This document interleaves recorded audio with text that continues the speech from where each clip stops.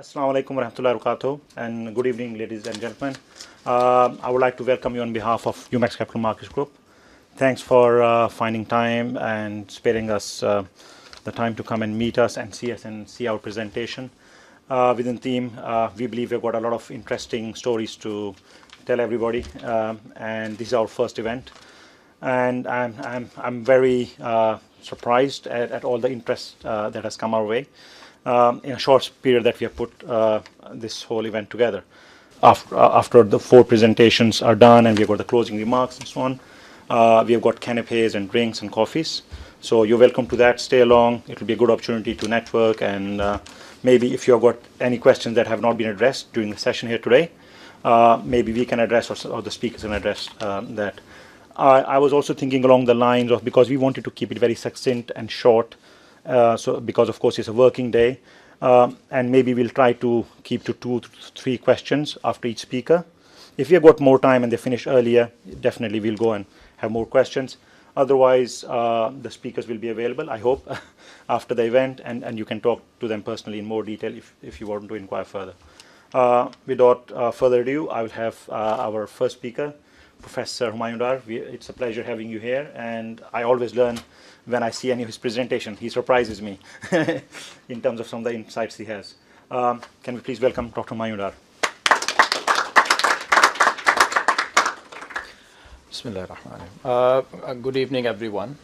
First of all, I must be thankful to UMEX Securities and the parent company for organizing this event on opportunities in Islamic finance. And I must say that there are a number of very interesting opportunities in Islamic finance during the crisis and of course after the crisis. Islamic finance is a $1 trillion industry. My last estimation of the industry size is 1.1 trillion, and it is a growing industry. Although when it comes to Islamic fund management, in the recent past there has not been much growth, but industry analysts believe that this subsector of Islamic financial services industry would grow as much as the overall industry is growing. The growth in the overall Islamic financial services industry on a global level is over 20% in the last 3 to 5 years. Last year it was about slightly above 28% annual growth. This year it has gone down to about 13%, still significantly higher than the growth in conventional financial services industry. So this means that the industry is expanding, and it's expanding considerably in a number of countries where Islamic banking and finance is a significant activity, namely Malaysia, the GCC countries, and some other countries in the world as well. My today's talk is on Sharia issues in Islamic fund management. And there are a number of Sharia issues. I might not have time to go through all those Sharia issues in the 20 minutes I have been allocated. So I would like to go through some important Sharia issues. If you go to the next slide, please. Basically, I would be focusing on Sharia issues related with the investors, with the investment manager, the capital itself, and of course some other related issues as well. Before I go through those Sharia issues, just a few minutes on the Sharia itself. We find some confusing remarks about Sharia. Some people would say that Sharia is it's the complete way of life which Muslims should follow. And of course, this is a general definition of Sharia. When we refer to Islamic banking and finance, we do not refer to that definition here. Adopting Sharia in Islamic banking and finance does not mean at all to adopt the Islamic way of life. Islamic banking and finance is for everyone. This is for Muslims, this is for non-Muslims. Those non-Muslims who would like to get involved in Islamic banking and finance or Islamic fund management. As a matter of fact, a number of Islamic fund managers, they are not Muslims, right? So if we say that Sharia means Islamic way of life, and this fund manager who happens to be an Islamic fund manager must adopt an Islamic way of life, that is too much of an ask. If that person happens to be Catholic, Hindu, or Jew, okay, we cannot say that, well, in order to manage Islamic funds, you must observe all the requirements of Sharia. So when we refer to Sharia in the context of Islamic banking and finance, we refer to Islamic law.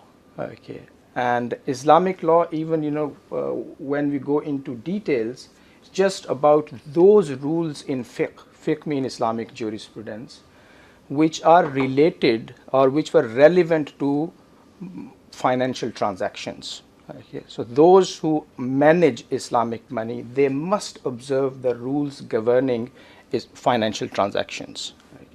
And in many cases, those rules are listed in the form of a fatwa. Okay.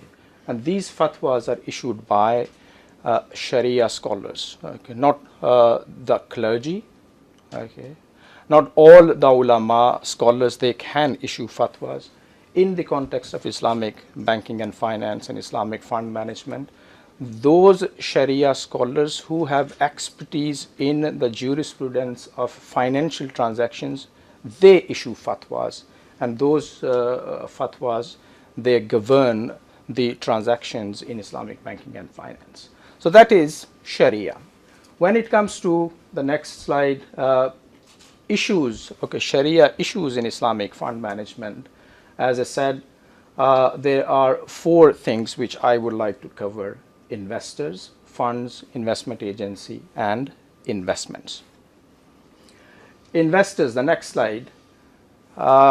Investors into Islamic funds, okay, could be Muslims or could be non-Muslims. Okay. When we go to countries like Malaysia, for example, the take-up of Islamic financial services, including Islamic funds, by Chinese is significant.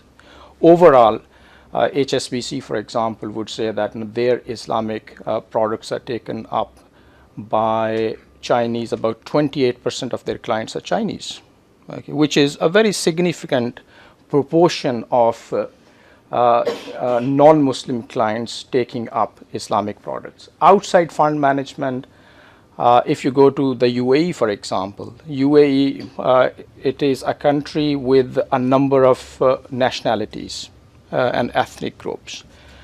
Dubai Islamic Bank, which is the oldest and largest Islamic bank in the country, about between 30 to 40% of its clients happen to be non-Muslim, right? And when we look into some portfolios like car financing of Dubai Islamic Bank, about 50% of car financing done by Dubai Islamic Bank happens to be for non-Muslims. Okay. So in Islamic funds, both Muslims and non-Muslims, they can invest. Now, if an Islamic fund is economically attractive, okay, for a non-Muslim, for them, okay, they'll say, as long as we are getting good risk return, okay, from this Islamic fund, we are happy about it. Similarly, institutional as well as individual investors, they are relevant to Islamic funds. Institutional, if I refer to the UAE, okay, I was speaking with a friend from Dubai Islamic Bank, and he was referring that a very significant proportion of their investments come from the ruling family. Okay. This is a very interesting insight. When we look at the sovereign funds in the Middle Eastern region, we find that a very insignificant proportion of sovereign funds capital go into Islamic funds.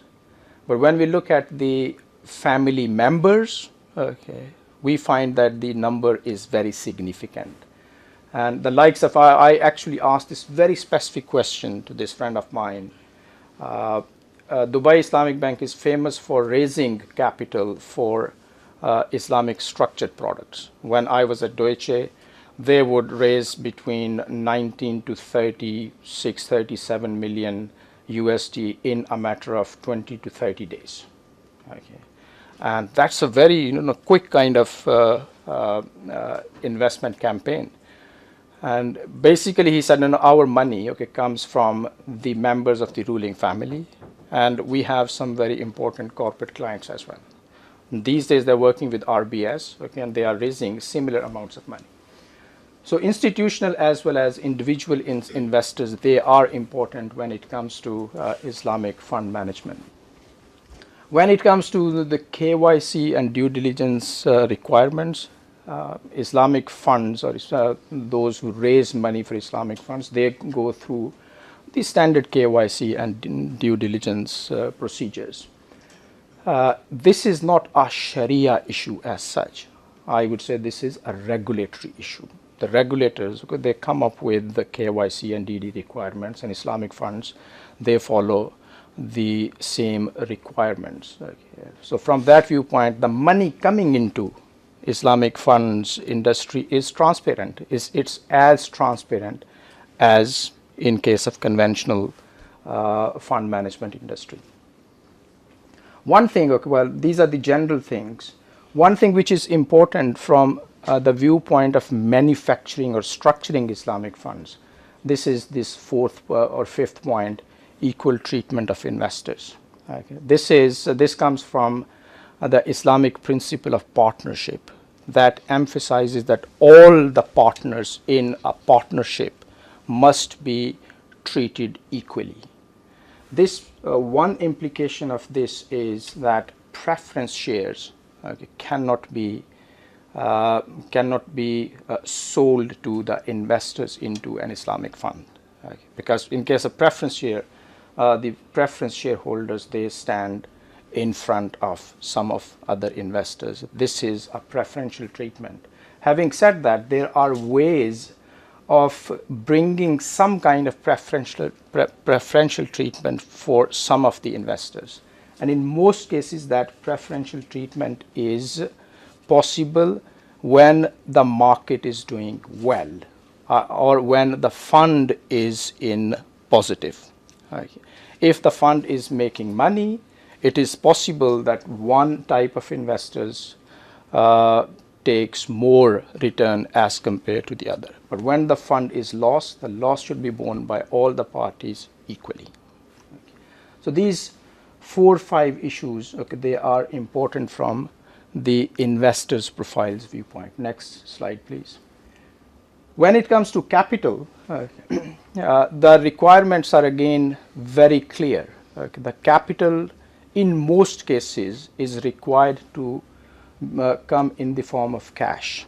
In case of Mudaraba, for example, and we will come to this point later as well, it is a strict requirement that the capital should come in the form of cash. In certain cases where the cash is not possible, then another asset may be invested, but at the time of investment, that asset should be valued, and that cash value of the asset would be considered as the investment. In case of some other agency contracts like Wakala, it is possible to contribute capital in the form of in a form other than cash. For example, if I have got a portfolio of Sharia compliant shares and I want to give it to someone for management, so well, this is the portfolio, you manage it, and I'll give you a certain management fee. That is possible, but in practice, in most cases, the capital comes in the form of money, in the form of cash. So